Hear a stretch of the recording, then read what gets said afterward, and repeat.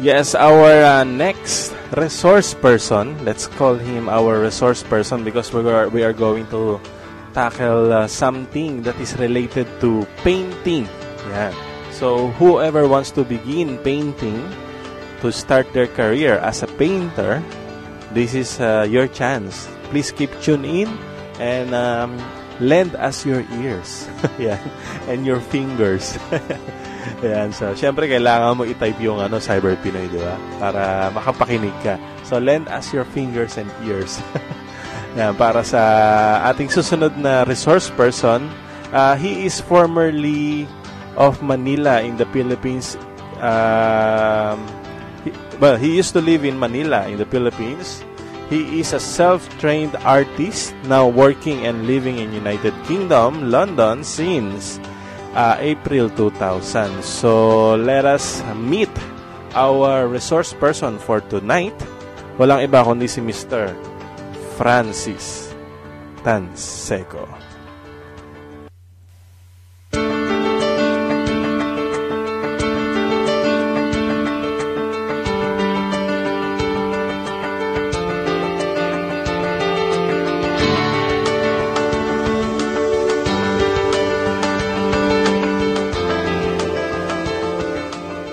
Okay, hello. Good evening. Hello po. Good evening. Ayan, good evening. Welcome to my program, Mr. Francis. Ayan, kamusta naman po? At salamat naman at nakapagtagpo rin tayo sa wakas. Salamat din sa pag-invite. I'm just wanna ask kung naririnig mo ako na maayos dyan. Yes, it is very crystal clear, sabi nga nila. Sige. Well, Sir DJ Brad, is it alright to call you that? DJ Brad na lang. DJ Brad na lang. DJ Brad, opo. Salamat muna sa pag-invite mo sa akin. I am feeling really grateful sa invitation. At isang paraan para makapamahagi ako ng aking konting kaalaman. Ayan. Before anything else, Mr. Francis Tanseco, maraming salamat. I am grateful that I have you in my show and it's my honor or privilege pa rin.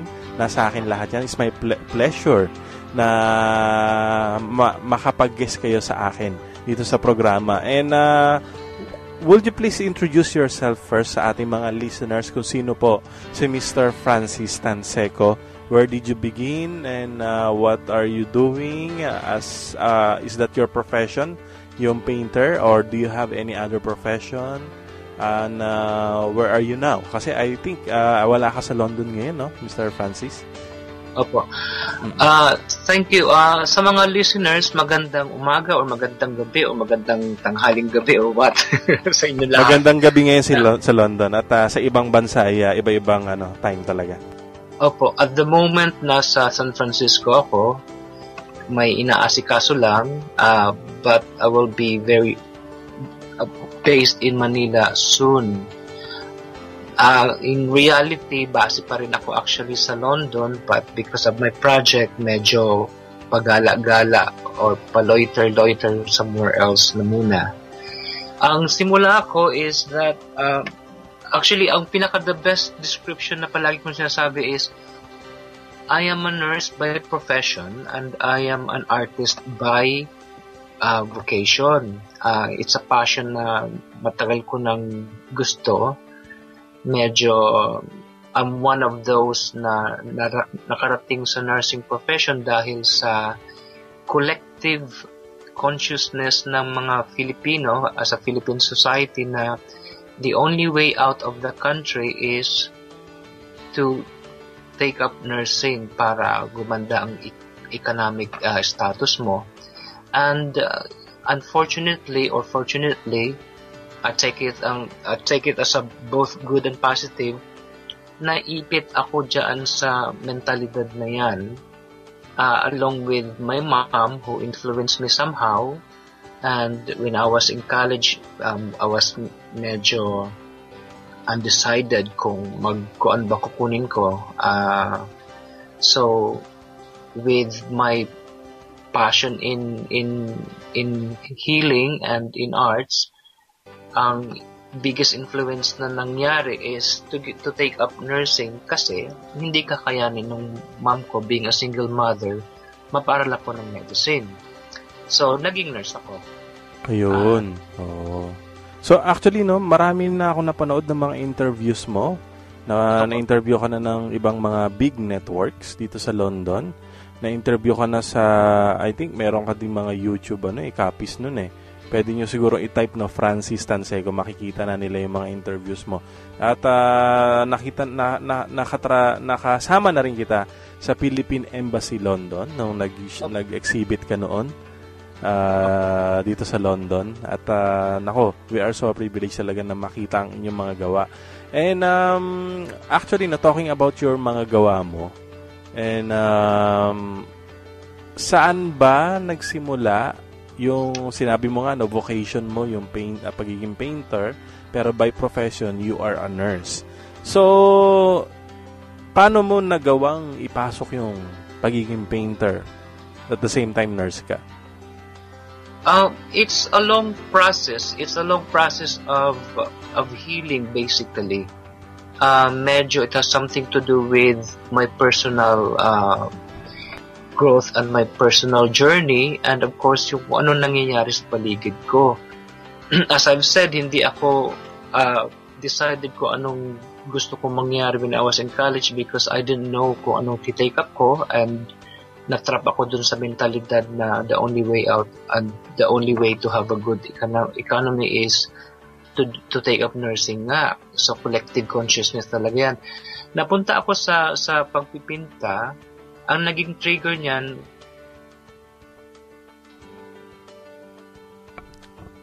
initially, it's a long process, pero magsimula ako dun sa triggering factor. Nagkasakit kasi ako dyan sa London, nagkaroon ako ng food poisoning.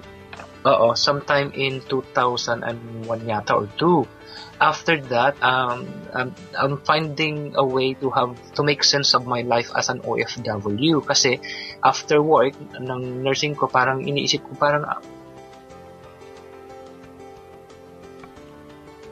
may kulang, parang hindi ko na-fulfill ang sarili kong kagustuhan. So, nag-decide ako mag-paint, and then dumating naman yung instance na nagkaroon na ng 911 event. And I thought, medyo feeling ko lang hindi maganda ang nangyayari sa nakikita ko. Like, for example, ang realidad ko at that time when I was doing nursing is that I was in an environment wherein when I wake up in the morning, nakikita ko puro mga may sakit, and the same way when I go home, and then the news na nakikita ko is puro din mga, terrorism and all. So, parang naghanap ako ng something to express my view na dapat magkaroon ng personal healing kasi pag nagkaroon ako ng personal healing ko, then I can contribute something much more. Kasi feeling ko na as a nurse dyan sa London, medyo hindi ko na-fulfill yung gusto ko mangyari because I'm just really following the policy of the hospital. So parang self-contentment, hindi ka talaga contented sa nangyayari sa buhay mo noon. Kaya you found another avenue kung saan mo ilalagay yung sarili mo, and this is the painting. Correct. Tapos nagpinta na nga ako, and then nagkakuha ako ng self-fulfillment siya, ng self-healing. In fact, ang una kong series of paintings na ginawa dyan is entitled Healing. Okay. Healing, which na-exhibit ko naman dyan in a very, simple way. Sa London, I invited some friends, I invited some people sa embassy. They're very kind enough naman na pumunta, ang ating consular officers. In a simple gathering lang talaga ng in a bar. And my family, my sister who's married to a British also arrives, tapos mga friends. Then from there, nag-evolve na siya into something much bigger basically. Then parang nakita ko na yung passion ko, sinunod ko na naman siya. Ayan. So, talking about your passion, so sa passion mo, ano ang mga naging malaking impluwensya sa'yo as painter? Sino ba? O ano ba? O ano ba? Ano ba to? Tao ba to? Bagay? yung mga naging influence mo as a painter, yung sa passion mo, kasi sabi mo, naging passion mo na yan, no? So, lumaki na ng lumaki ang pagkahilig mo sa painting. Ano yung mga naka-influence sa'yo? Bakit lumaki ang pagkahilig mo sa painting? Anong mga naging inspirasyon mo? Actually, over the years, marami. Hindi ko pwedeng ma-single lang yung... yung main na lang na naka-influence sa'yo sa pagpipaint. Kasi parang nakita ko yung mga gawa mo, parang meron kang mga particular na tao na pinoportray lagi eh. Siguro, ikaw na bahalang magsabi kung sino yung mga pinoportray mo sa painting mo, no? Well, actually, isa ako dun sa naging lucky enough to be part of the program of the former President Ferdinand Marcos. Yung project noon ni Madam Imelda na every summer meron silang free summer workshop for mga Filipino and hindi, and I think we call them underprivileged. So yung ang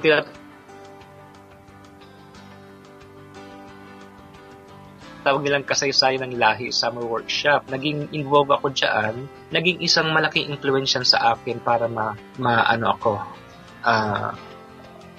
mukhang naputol. Are you still there? Yeah. Hello? I'm still here. Yeah.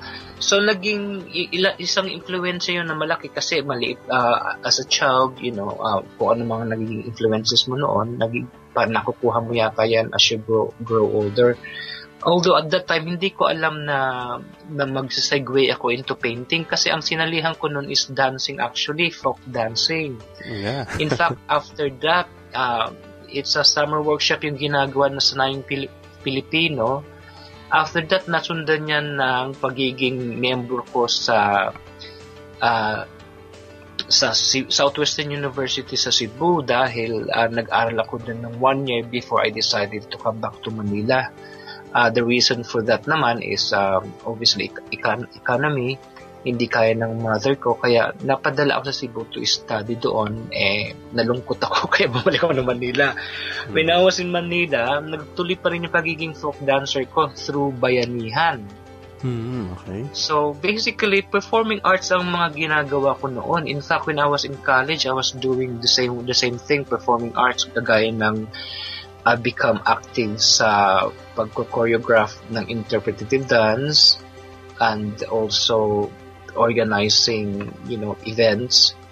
Then doon na siguro nagsimula sa college yung yung pagkahilig ko sa pagpinta because meron na ako mga drawings na discover ko later on lang din na I didn't realize na I've been drawing those stuff back in the 80s. So, yung nasegue na nga iyan sa pagpipinta when I was in London dahil I was looking for a way to basically make sense of myself as an OFW and also what's happening around me kasi whether we like it or not, 911 was a big event worldwide na parang na trigger tayo parang na-istorbo yung katahimikan natin lahat, di ba? Yes, of course. So, yun ang naging triggering factor din na nagpinta ako dahil I knew na one way or the other sa paggagawa ko ng pagpinta I could somehow influence, for example, my friends or my immediate surrounding to think about healing for una-una muna for themselves kasi gaya ng kasabihan gaya ng song na Let There Be Peace on Earth and Let It Begin With Me, di ba? Mm-hmm. So, yun naman iniisip ko, if there will be healing sa sarili ko muna, then I could eventually, share that with others. Kaya nga naging healing yung una kong series and then nasundan niya nung Make Love Not War, yun nga, because of the 911 and the succeeding event ng Iraq War. So basically ang aking mga tawag dito intention diyan is basically for healing and peace. Yan ang mga naging influences sa akin, mga siguro malalaking influences kaya ako napunta to where I am now. So maandyan yung contribution ng project ni Madam Imelda Marcos, andyan din yung contribution ng pagiging artist ni Nora Honor dahil naging naging muse ko din siya sa aking series of women issues wherein yung filmography niya ang aking pinortray to basically make sense of women in many facets, kagaya din nung mga FW. Lahat naman yan actually is pinisend ko dyan sa London. So yun ang mga siguro mga naging influences. Hindi ko rin in fact na kasama na din dyan sa mga influences siguro obviously yung ating history sa Philippines, kagaya ng mga contribution ni Jose Rizal, which I have painted in yung niyang sculpture niyang yung Prometheus. And then yun, mga bagay na yan. So nag-segue lang siya from yung Filipino Days workshop ng kasaysayan ng lahi into bayanihan, into Southwestern University muna, tapos bayanihan. And then naging member ako ng Lahing Kayumanggi dyan sa London ni Ronnie Del Barrio. Yan. Naging guest natin yan last week. Naging guest natin last week si Mr. Ronnie Del Barrio, no? Siya ang unang guest natin dito sa bagong segment natin na pag-usapan natin. And actually, no, Mr. Francis Tanseco, could you please mention some of your, parang sabihin na natin na achievements since you started painting? Kasi syempre, yung mga nakikinig sa atin, sino ba si Mr. Francis Tanseco? Okay, we know his background, we know his hobby that became his like a vocation. So, ano naman yung mga naging achievements mo, yung mga parang mga siguro, yung mga nagawa mong malaking mga projects? Could you please tell us some of it? Kasi para sa curiosity ng ating mga yung mga nakilala mo na mga personalities dahil sa pagpipaint mo, sino mga na-meet mo na, parang ganun. So, yeah? Okay. Thank you. Well, unang-una muna siguro personally, I took up painting as a healing process. Siguro yan ang may advice ko sa lahat if they want to heal themselves, that one way to heal yourself by doing drawing or painting or coloring. So yan ang pinakapalagay kong pinakamalaking achievement Pero yung mga other like say material achievements or success na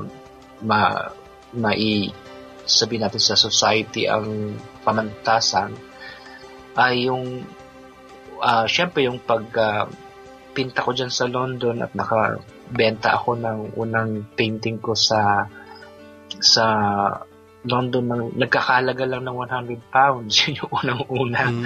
And then nag-segue na yan, nagkaroon na ako ng sunod-sunod na, not necessarily big commissions, pero nagpinta na ako ng isang the night of St. John.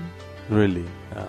Nagkaroon din ako ng pinta ng Nora Honor series in which na meet ko nga siya in person to inform her about the project. So nakita niya yung mga painting mo, yung mga about kay Nora Honor.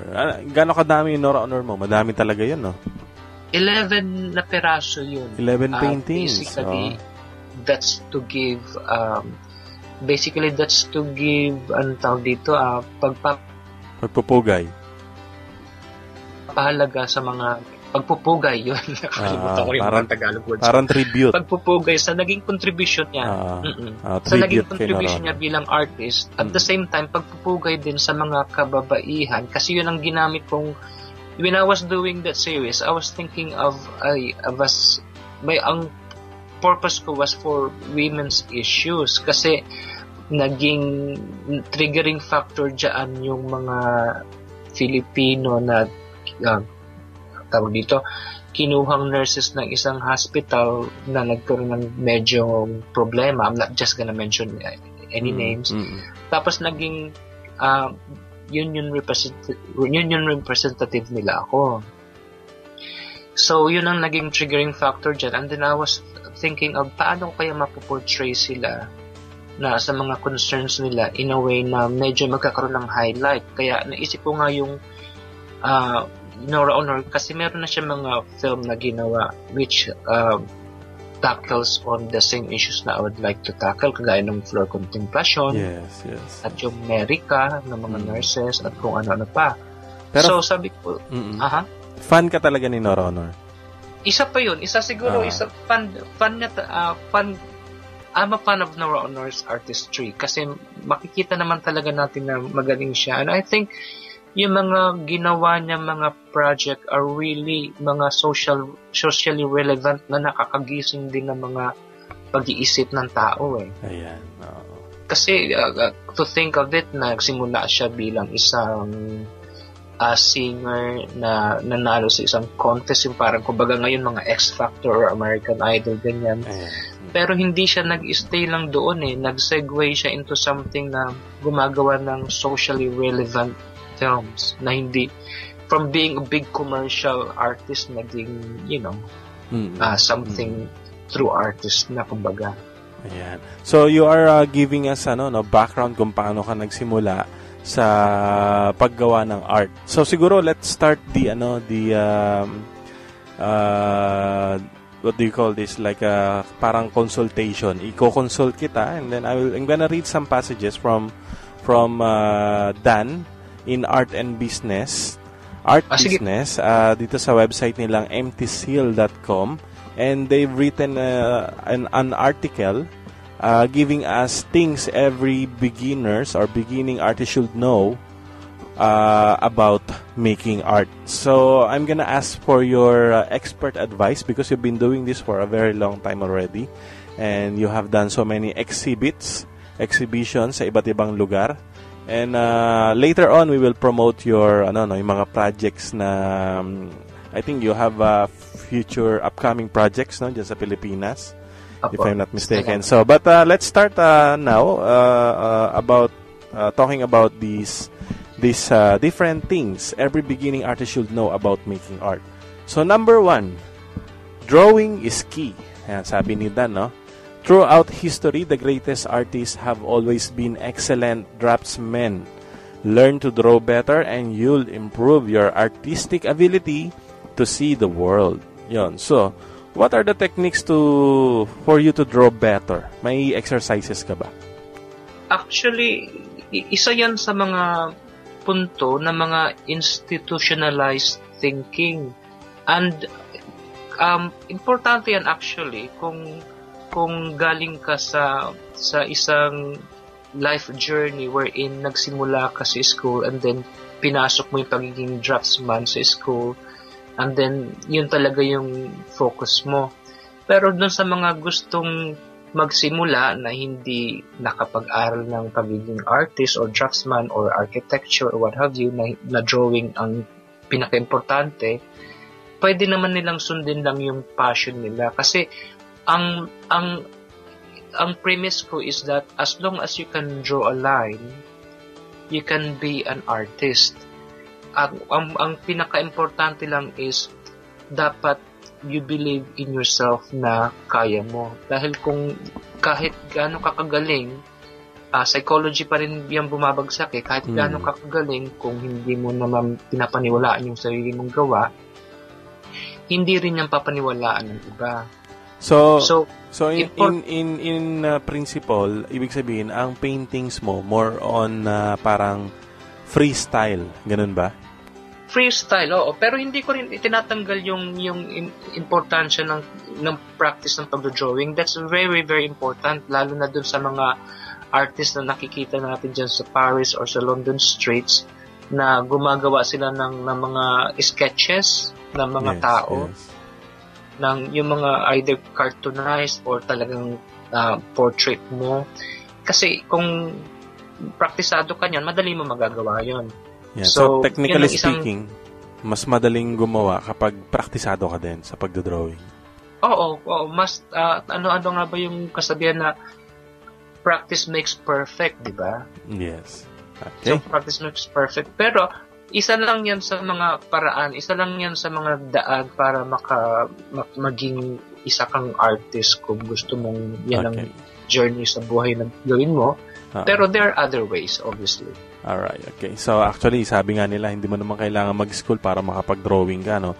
But the technicalities of your drawing will represent your knowledge also, di ba?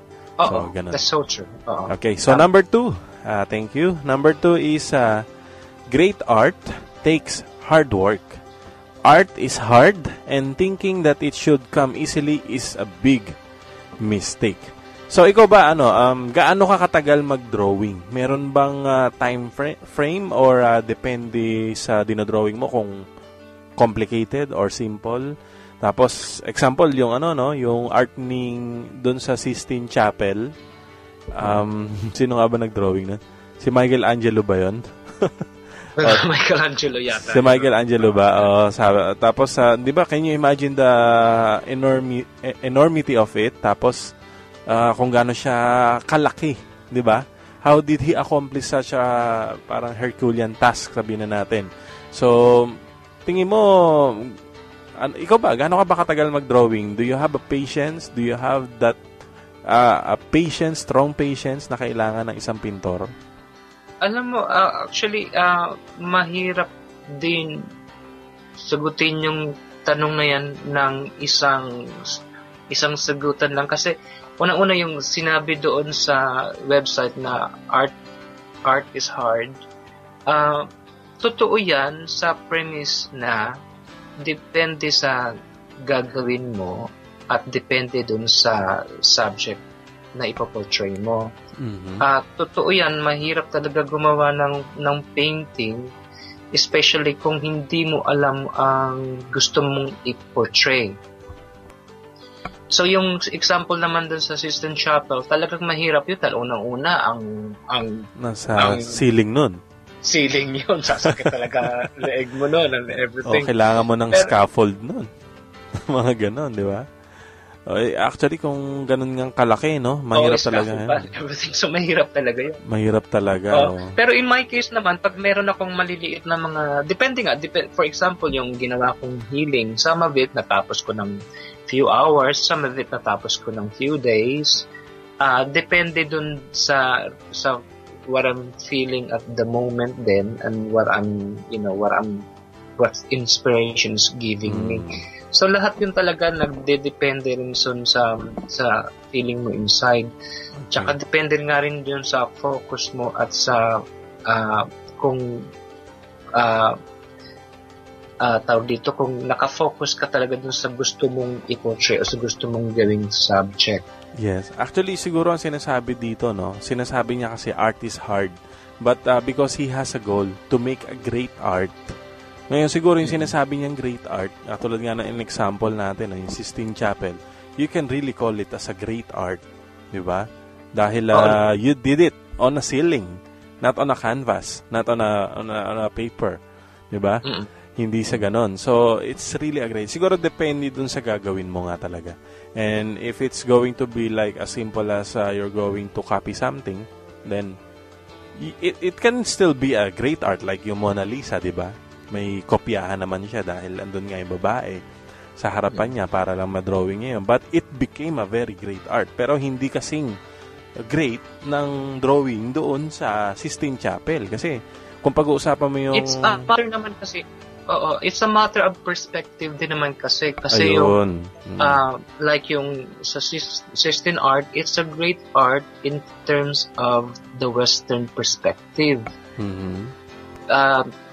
We in the Philippines are very much Westernized, so we sort of call that a great art. Pero if you have the perspective of the Latin American or what have you, they have a different perspective. They are more into the, yung mga sarili nilang work na mga natives or ethnic or the Mayan artwork and what have you.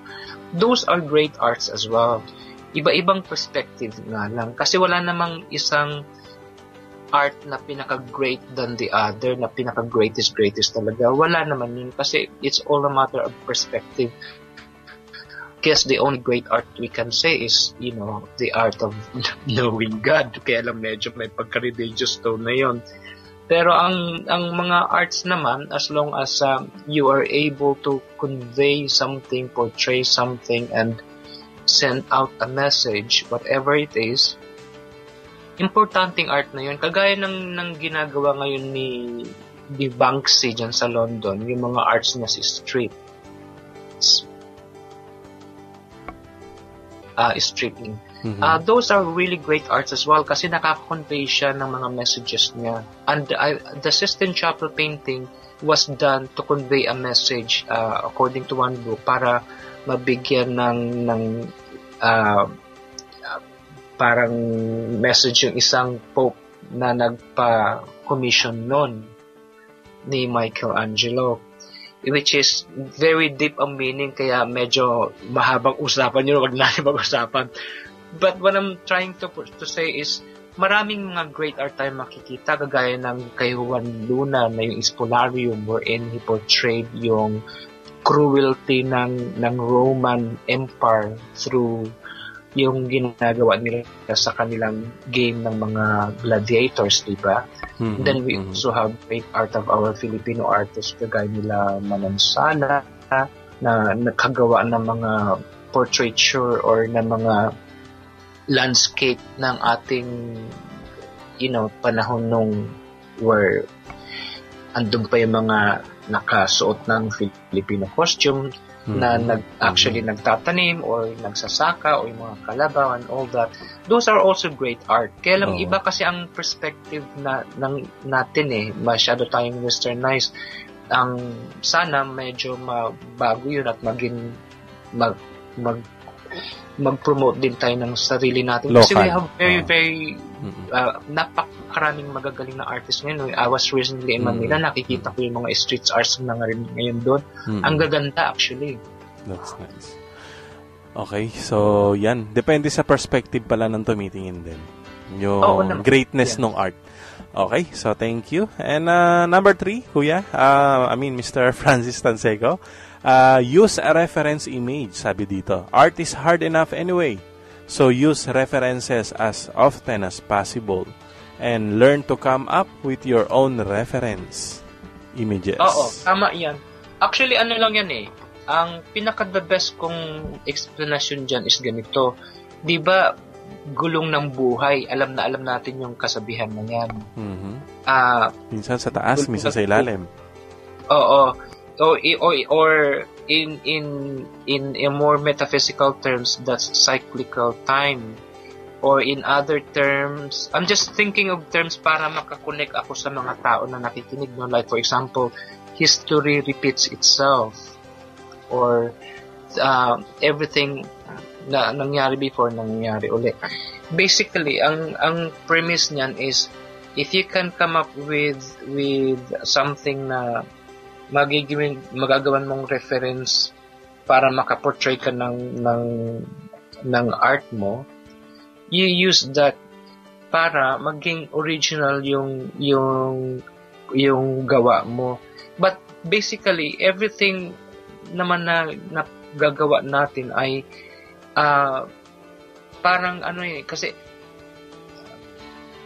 I think the best way I could explain this is yung kanta ng Beatles na there's nothing in the world that's known that can't be known. There's nothing in the world that's shown that cannot be shown. Ibig sabihin kasi nun, ang mga nakikita natin, mga experience natin, nangyari na before. And to make it original, you have to portray that na makaka-convey doon sa bagong henerasyon. Yeah. Diba? For example nga lang yung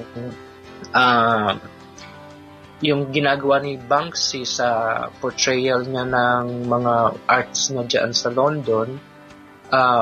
One example is yung tao na may hawak siyang flower na as if he's going to throw away a bomb. Na I don't know if you're familiar with that. Basically, yun din ang niya, parang commentary art niya din yun, na ginawa din ni Juan Luna doon sa kanyang Spolarium, which is commentary at the time ng pagiging colony ng Philippines sa Spain. And the same way actually with the portrayal of Michelangelo sa mga arts niya na nagpapakita ng pagiging tawag dito ano ba magandang term, hindi colony, yung pagiging sunod-sunuran lang dun sa kanyang hindi ko maisip yung magandang term to portray it. Pero Parang siguro mamaya makakarating sa akin. parang follower.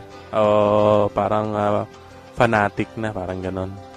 Oo. O parang puppet Basically, government, parang ganon. Basically, ang purpose naman nun is to wake up. Any art naman, ang in my book, in my opinion, is ang purpose naman is to make people think. Sometimes yung artist hindi niya alam na ginagawa niya. He is able to make people think. Some of them does it unconsciously. Some of them does it consciously. Sabi nga nila, di ba? A picture speaks 1,000 words, sabi nga nila. Oo. Diba? Tama. So, ngayon, medyo na tayo, modern na. Ang gamit na natin, yung mga pang-picture talaga. Pero noon, dahil wala pa nga yung mga pictures, yung mga photo devices, ay talagang mas marami ang nagdo-drawing, and which is parang more meaningful dahil yun talagang ginawa ng painter, coming from his own ideas, coming from his own mind, coming from his own what do you call this, yung heart, sa puso niya talaga, di ba? So talagang mas nakikita mo na po-portray nung painting yung pagkatao nung nagpe-paint. Yan. Tsaka tao yung gumawa, hindi machine. Tsaka tao yung gumawa. Yun nga. Kaya mayroon siyang sexiness sa product. Yan, tama. Okay, number 4. Let's move to number 4. Rejection comes to everyone, sabi dito. And ignore other people's negativity, or at least take it with a grain of salt. Only those who push past rejection ever have the chance at being successful. So, ibig sabihin wag mong pansinin yung mga rejection ng iba. Have you experienced this before? Anong reaction mo? Anong sinasabi mo sa kanila? Totoo yan. Kasi I think the most important thing to do is kung anong passion mo, sundin mo siya. And then pag hindi mo na fulfill yun sa unang pagkakataon, try until maging successful ka. Mayroon akong favorite quote na related dyan yung sinasabing, to make a dream come true, the first requirement is a great capacity to dream. The second is persistence, a faith in your dream.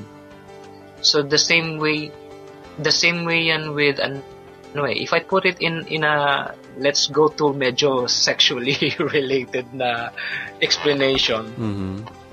It's the same way with when you ejaculate. Mm-hmm. Hindi naman lumalabas kaagad yung result of your ejaculation until paulit-ulit mong ginagawa. Mm-hmm. Ganyan din dapat ang passion. Kung passionate ka talaga about it, hindi mo kakalimutan yung pangarap mo, hindi mo kakalimutan yung dream mo. Mararamdaman mo naman yun within yourself kung yun talaga ang gusto mo sa buhay. And then, as soon as ma-realize mo yan, then magiging successful ka sa ginagawa mo. The same way with yung advice dyan na, everybody receives rejection. Kasi lahat naman talaga na-reject at some point in our lives. Kasi unang-una, baka yung una mong binentahan, hindi naman na type yung work mo, o hindi niya kailangan yun. So there's really no point para bilhin niya yun. Kasi ako, ang iniisip ko, hindi rin ako magiging masaya kahit nakabenta ako kung ang binentahan ko napilitan lang naman dahil for some reason na hindi naman niya talaga na-appreciate yun, or gusto niya yun, or gugustuhin niya yun. Mas importante na yung kliyente mo gusto niya rin yung work mo, and it will bring him or her happiness and joy. Mas importante yun kaysa yung napilitan lang bumili. So hindi dapat mawalan ng tawag dito pag-asa, or kung naka-receive ka ng mga rejection o negative comments. So gamitin mo yun, i-convert mo yun into something na mas mag-i-improve ka pa. Kasi kumbaga gamitin mo yun as constructive criticism, di ba? Parang gano'n. Tama. As inspiration pa rin. Tama. Okay, so next is uniqueness is equal to success. Is it true that it's true that copying what's popular in art may bring short-term success, while doing things your own way may take longer? Yan. But it's better to choose what you love and stick with it because what's popular won't last, but your uniqueness will. Yan. So, yun yung I think isa. I think that's very true eh. Mm-mm. Very, very true talaga yan. Kahit sa anumang, not necessarily sa pagiging painter or artist, kahit naman sa ibang pagkakataon, di ba, may pag ginagaya-gaya lang, hindi rin naman naglalast. I think yung the best way na maibigay ko example dyan is yung mga, for example, impersonator nila Elvis Presley. They don't really become who they are, di ba? Kasi they're just impersonating somebody. So sa pagpipinta din, as long as you are creating something na sarili mong style, then napapansin ka naman in the end. Ayan. Ano. So, yung mga kinokopya lang, hindi ka masyadong napapansin kasi nga parang nakita na nila yun, no? So, yung uniqueness naman, kung original ka, pwede naman kopyahin and then make it your own, kagaya ng ginagawa ni sino nga pa itong New York based na artist na gumawa ng portrait ni Marilyn Monroe. Okay. O Andy Warhol. Diba? Kumbaga, kinopya niya lang naman yun sa isang photograph and then he made it into his own unique style. Yung, if you know what I meant, yung mga work ni Andy Warhol, na yung parang print, parang lithography or parang self-screen print ang style. Ano mo ba yan? Okay. Mm-hmm. So, nagpatok yun talagang long term. And yet, ano yan naging successful. Bumenta at very successful yun. Ayan. Okay. Although it's a copy from an existing photograph or picture, he made it into his own style. Yun ang, pwede naman ang gawin yun actually ng mga artists din. They can copy from an existing work and then they make it their own. Kagaya ng mga ginagawa ngayon ng mga gumagawa ng version ng mga Mona Lisa, ginagawang sigarilyo or something, di ba? Naging successful naman yun na nabibenta sa mga, yung stores na nagbibenta ng something funny or mga nakakatawa ba na bagay. Ayan, okay. So, yan. So, totoo nga talaga yan. Kapag unique ka, yun, mas tumatagal lang brand mo, kumbaga. Okay, so number 6, nothing is set in stone. Sabi dito, question everything in life as well as in art. Like this list, yung binabasa natin. So, meron pa ba na parang meron pa ba dito na, siguro, tapusin muna natin to and then you tell me if there's anything else that you would like to say. Mga another tips na wala dito kasi sabi nga hindi naman nakasulat sa bato lahat ng dapat mong gawin so it will come along your way, di ba? So yung mga kakailanganin mong gawin, tama. Ayan, so you agree with this, nothing is set in stone, so you have to question everything, pati sa art mo, sa buhay mo, kung sa buhay mo ginagawa mo, siyempre pati sa art mo para mag-improve pa, di ba? Basically naman ang pinaka dapat mo lang masundin dyan is yung anong nararamdaman mo sa buhay mo, anong nagbibigay sa'yo ng kasiyahan para maging meaningful ang life mo. Yan sigurong ibig sabihin yan kasi if you just go to school to study fine arts or architecture, then magiging magaling kang mag-drawing and yet maging sunod ka lang ng sunod doon sa itinuro sa'yo, hindi ka nagkakaroon ng originality because ginagawa mo lang yung napag-aralan mo o yung sinusunod mo lang yung anong existing na paradigm. Ang nagiging mga karamihan naman sa mga naging sikat na mga artist din, yung mga hindi rin sumunod sa mga existing paradigm, yung mga sinasabi nilang set in stone na rules. Kagaya ng mga impressionist artists nila Van Gogh, nila Picasso, hindi naman sila sumunod doon sa at that time when they were becoming a well-known artist, kinukutsa pa sila noon dahil ang thinking pa ng institutionalized painter schools noon are yung mga classical style. So yung nung makita nila yung mga gawa nila Van Gogh noon at nila Gauguin, na parang sabi nila, ano to, parang unfinished work yata to mga to, hindi bagay ito sa mga tawag dito sa mga institutionalized thinking noon. So kaya lang, because of the changing of the times, nag-connect sila sa mga bagong henerasyon at that time, naging maganda at naging sikat at na tawag dito, nabili or tinangkilik yung proper term. Tinangkilik yung mga work nila because of the changing of the time. Ganun din naman siguro ang nangyayari ngayon with the graffiti sa mga streets dati-rate hindi yan tinatawag na art, pero ngayon it's considered as art. In fact, ang pinaka best example dyan nga si Banksy sa London, na ang work niya is sells in the thousands na, di ba? Actually, parang dati vandalism yun, pero exactly, dati vandalism ngayon art yun. na. So, oo, kasi nagkakaano siya changing of the times na rin changing of acceptance, parang acceptance ng tao, no, sa mga nangyayari. Nag-a-adjust ang tao. Ang tao talaga it's a very amazing being, dahil we can adapt to any surroundings, parang ganyan. Exactly. Yeah. At magaling ang mga Pinoy dyan. Yes. Number 7, honesty connects people. Don't become something you're not in order to succeed in art. Correct. What can you say about it? Tama. Basically the same explanation niya, na being true to yourself, na kung anong gusto mong i-portray or anong gusto mong gawin o anong feeling mo nararamdaman na makakatulong sa sarili mo at sa surrounding mo, yun ang sundin mo, yun ang magiging that's basically being honest to yourself kasi kung there are people who are very unhappy about their lives, na for example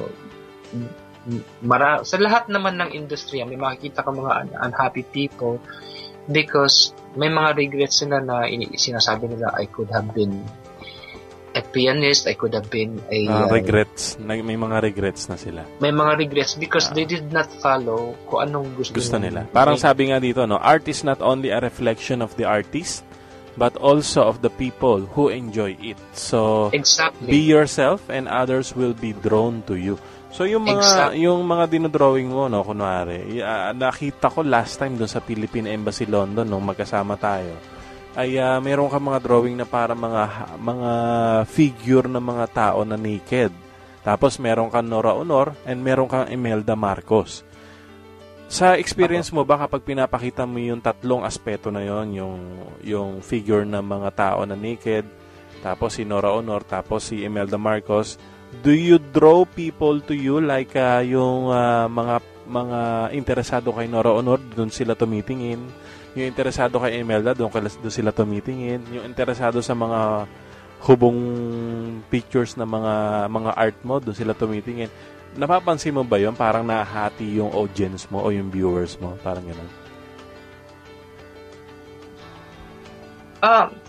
Well, you can also say that na nangyayari din yan. Pero nung ginawa ko kasi yung mga subjects ko, hindi ko ginawa yun to get connected to a particular group of people or to a particular group of thinking.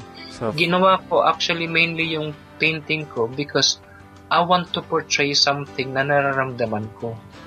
Okay. So, it reflects your what's personal. Inside. Personal life talaga. Yeah, your personal life. Okay. So, from there on, nag-connect na siya into something big into something much bigger. In fact, nabanggit na natin yung watercolor painting ko ng mga yung kay Imelda Marcos. Ginawa ko yan as an illustration actually doon sa musical ko about Imelda Marcos din. So, lahat naman yan, ang pinaka main purpose ko or main premise ko within me is basically healing. Kasi when I did the women's issue through Nora Honor Filmography and Nora Honor as the Muse, ang purpose ko nun really was to help yung mga taong tinutulungan ko at that time when I was a union representative. And then I was trying to find something to make sense of new Filipinos in London na wala pang ganong nagiging boses o wala pa silang ganong nagiging focal point wherein they can look up to para magkaroon ng pagiging proud sa sarili nila bilang Pilipino. Kasi at that time, kailan lang naman nagsimula pumasok ang mga Filipino sa Filipino nurses sa London, 1998. When I did the Nora Honor painting, that was 2004. This was a few years down the line. Ang nag-trigger nga niya, as I've said, yung mga Filipino nurses na dumating sa isang hospital na who were not treated very well. I don't know kung if you remember na nagkaroon ng mga front page diyan ng mga Filipino nurses na hindi nabigyan ng proper recognition bilang professional sa Manila. Nang dumating sila una diyan, muna silang binigyan ng trabaho bilang isang nurses aid, and yun din ang kanilang katumbas na sweldo. Pero that has changed over the years naman. Ayan. Okay. So, ang dami natin. So, yun ang aking actually, yun ang aking premise palagi. When I do something, I'm not doing it to please a group of people or a group of person or a group of individuals. I'm basically doing it dahil gusto kong magkaroon ng message na ipapagbigay ko sa kanila. Yeah, nagkataon lang siguro at unconsciously yung mga subject na ginawa ko are those tsaka those are the people din naman kasi naka-influence sa akin in my growing up years. Kagaya ng mga pelikula niyo, yung mga project ni Imelda Marcos noon. And whether we like it or not, Imelda Marcos is really the true patron of arts sa Philippines, diba? Of course, laging siya ang maraming subject ng mga pintor diyan sa Pilipinas. Okay, so last but not the least, always keep learning. The more art knowledge you have, the more depth and dimensionality your work will gain. Take a look at your older works and you'll see how your work has changed. Meron na bang development sa mga ginagawa mong pictures from the since you started up to now? Napapansin mo na ba yung difference nila? Or they have their own identities? Alam mo, oo naman. Totoong-totoo yan.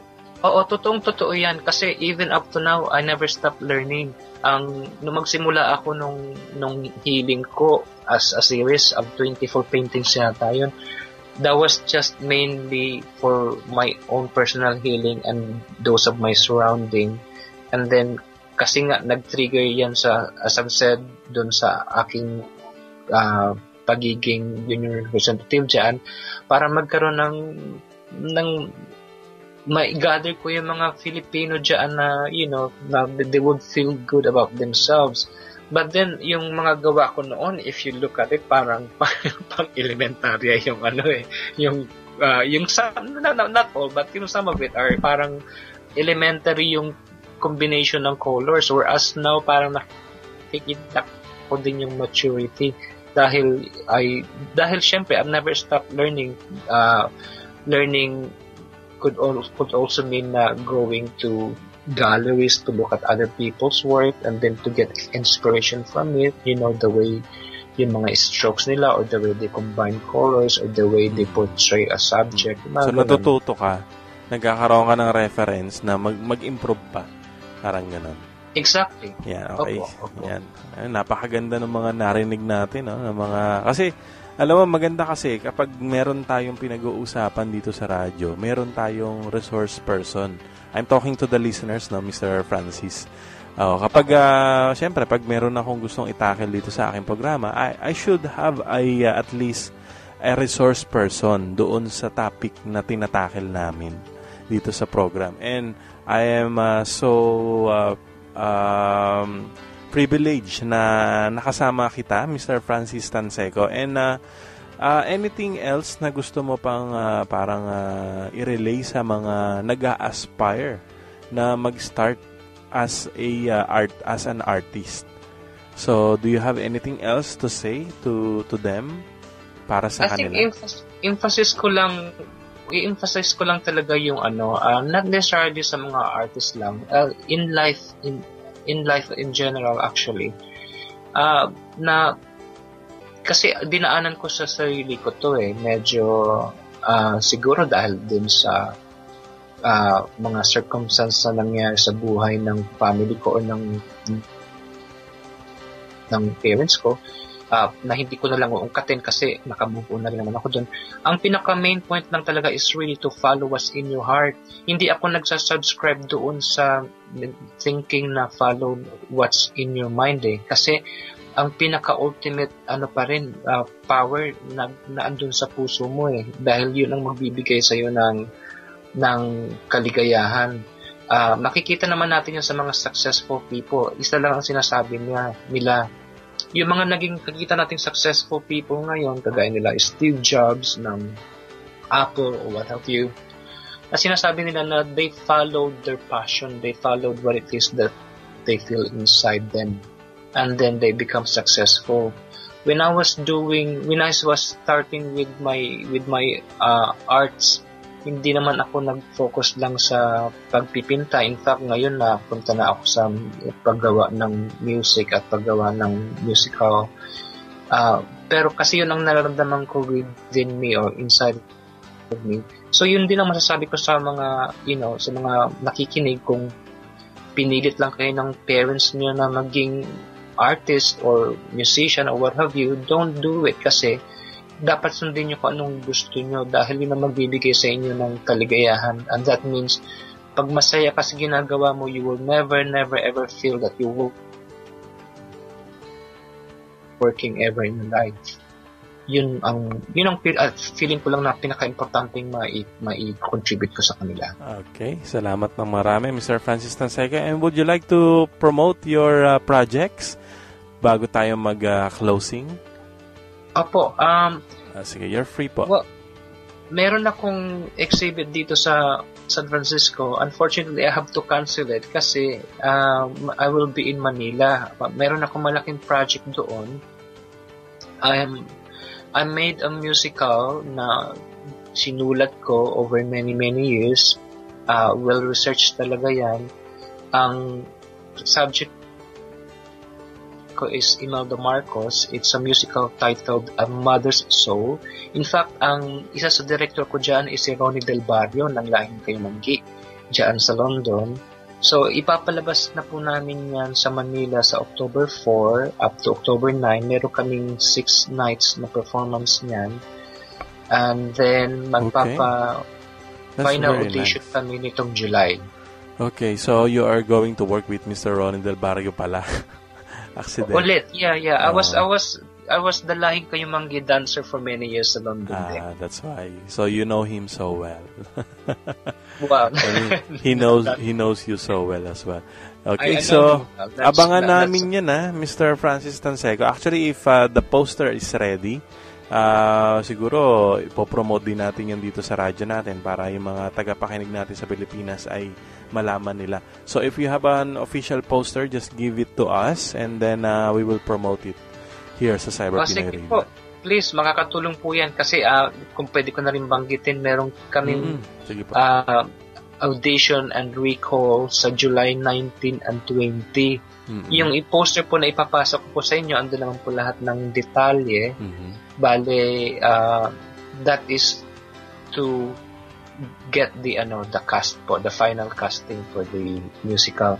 Ayan. Ito po ang unang musical about Imelda Marcos na non-judgmental from a political point of view po ito, tapos hindi rin ito gawa ng foreigner, gawang Pinoy ito. So makikita natin dun yung mga Filipino psyche sa gawa mismo. Okay.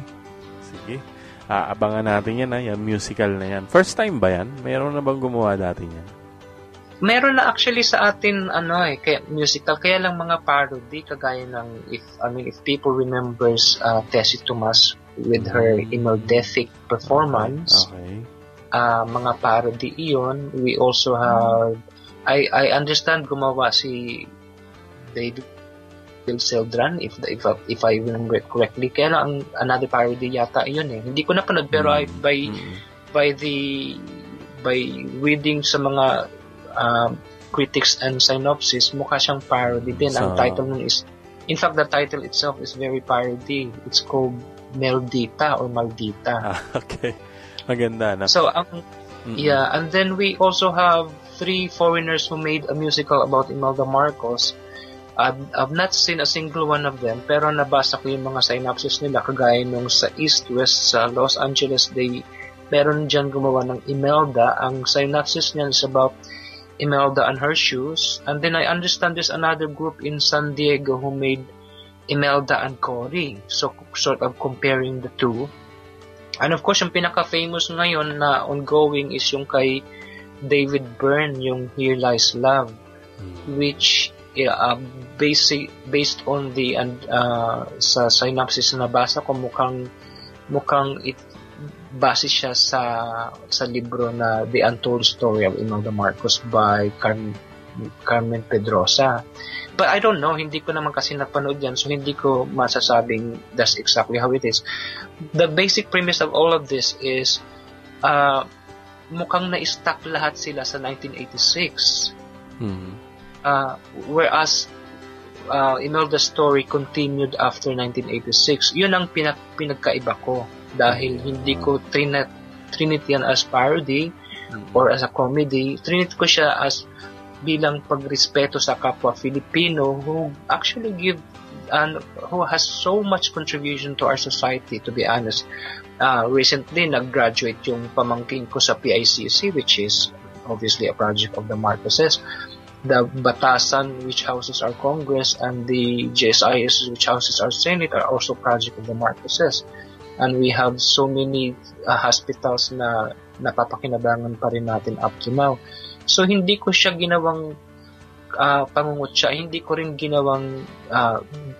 ginudge. I just presented her as her story, as her life throughout the years. You know, kasama na dyan yung parte na natanggal sila sa power, yung parte na bumalik sila, yung, you know, basically it's a story about Imelda Marcos. And I hope na magustuhan din ng mga kababayan natin, kasi brand Imelda yan. Dapat ang aking premise nan is dapat ang makinabang dyan Filipino. At plano ko nga nito, someday when it's become very successful, gusto ko sana yan on my death ibikwet sa CCP para maging continue, yung parang magiging isa sa mga project nila na magbibigay ng income sa kanila in the future. Okay. Ayun. So, abangan po namin yan, and we're going to watch that sa mga listeners na nakikinig po ngayon na taga-Pilipinas, and hopefully makover din namin yung event na yan, no? So, opening mo hanggang sa matapos. So, we'll just keep in touch, Mr. Francis Tanseco. Say that again, please. Inform po kita pag yes. Okay. Thank you so much. Mangyayari na. Yes, thank you so much, Mr. Francis Tanseco. And again, I am so privileged to have you in my show. And thank you so much. Apo, DJ Brand, salamat po. Maraming salamat. At again, from the bottom of my heart, I'm feeling grateful sa opportunity na to na magbigay ng aking mga nasa kalooban. Yeah. Hirap lang sa Tagalog. Same here po. Same here. Mahirap na ba talaga? Basically, thank you very much talaga. Yes. Okay, thank you so much, Mr. Francis Tanseco, and thanks for sharing your knowledge to us. Okay, thank you din po sa mga listeners. Okay.